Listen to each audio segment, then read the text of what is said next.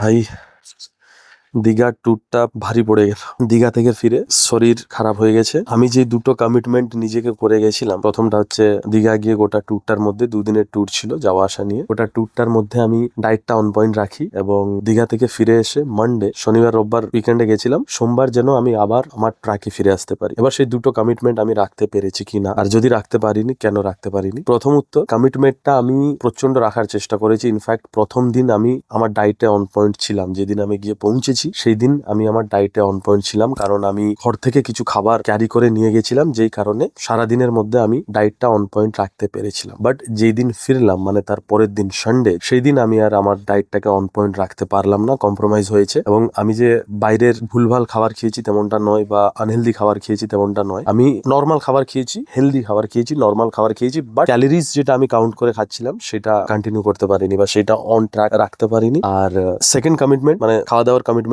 আমি তো রাখতে পারলাম না, বলতে পারো 50-50% রাখতে পারলাম। আর বাকি যেই সোমবার এসে আবার আজকে থেকে, মানে আজকে সোমবার, আজকে আমার জিম স্টার্ট করার কথা ছিল, দুদিন ব্রেক নিয়ে সোমবার থেকে যেন আমি আবার ওয়ার্কআউটটা স্টার্ট করতে পারি, তো সেটাও করতে পারিনি। আজকে সকালে ঘুম থেকেই উঠতে পারিনি। তার কারণ হচ্ছে দীঘা থেকে ফিরে শরীরটা একটু খারাপ হয়ে গেছে, পেটটাও আপসেট হয়ে গেছে। এক সেকেন্ড।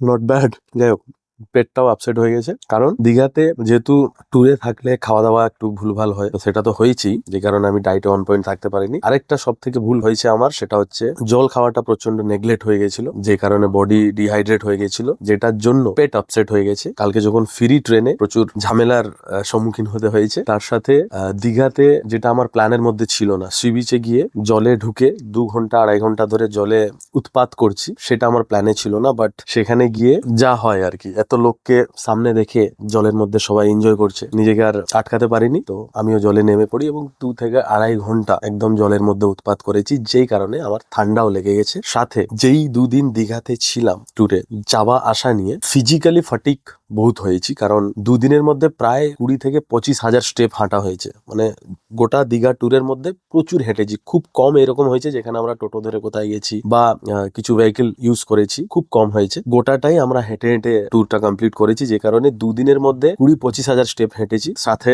ডিহাইড্রেশন এবং ঘুমটাও খুব এফেক্ট হয়েছে বাজেভাবে, কারণ যে হোটেলটা আমরা বুক করেছিলাম সেখানে সার্ভিস ভালো ছিল না। তাড়াহুড়োতে গিয়ে আমরা হোটেলটা নিয়ে ফেলেছিলাম ঠিকমতো চেক না করে, যে কারণে সার্ভিসটা খুব ভালো হয়নি। রুমটাও খুব একটা কমফোর্টেবল ছিল না, যে কারণে ঘুম ঠিকঠাক হয়নি। তাছাড়া নতুন জায়গায় ভালো ঘুম হয়ও না আমার, তো সব মিলিয়ে পুরো এলোমেলো হয়ে গেছে, যে কারণে দীঘা থেকে ফিরে তো এসেছি, কিন্তু অন ট্র্যাক সবকিছু রাখতে পারিনি। এবং আজকেও আমি একদম অন ট্র্যাকে ফিরে যেতে পারিনি। হ্যাঁ, অবশ্যই আজকে সোমবার থেকে আমি খাওয়া দাওয়ার ক্ষেত্রে আমি অন ট্র্যাক চলে এসেছি। আমি আমার ক্যালোরিজ ম্যাপে এবং একদম যেটা আমার ডায়েটে ছিল সেইগুলোকেই খাচ্ছি। বাট আজকে আমি এক্সারসাইজ করতে যেতে পারিনি, কারণ বডি একদম অবস্থা নেই। এখনো মনে হয় বিছানায় পড়লেই ঘুমিয়ে পড়বে, এতটাই বডি টায়ার্ড, সাথে পেট আপসেট, ডিহাইড্রেট হয়। তো সব মিলিয়ে দীঘার ট্যুরটা ভারী পড়ে গেল। বাট আমি খাওয়া দাওয়াতে অন ট্র্যাক চলে এসেছি, অ্যান্ড আই এম শিওর যে কালকে আমি জিমে গিয়ে এক্সারসাইজও করবো এবং একদম আমার ফ্যাট লসের যেই 1 মাস ধরে যেই ট্র্যাকটা আমি ফলো করছিলাম সেই ট্র্যাকে একদম ফিরে আসবো।